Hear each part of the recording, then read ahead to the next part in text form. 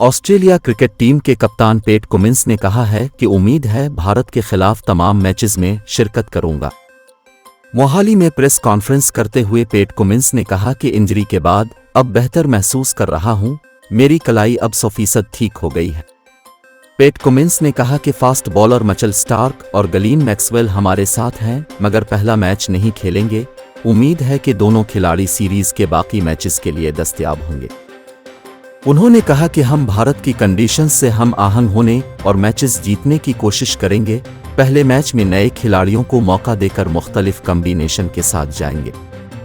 ऑस्ट्रेलियावी कप्तान ने कहा कि अगर दूसरे स्पिनर की ज़रूरत पड़ेगी तो स्टीव स्मिथ से बॉलिंग कराएंगे। वाज़ेह रहे कि भारत और ऑस्ट्रेलिया के दरमियान 3 वनडे मैचों की सीरीज़ का पहला मैच कल खेला जाएगा।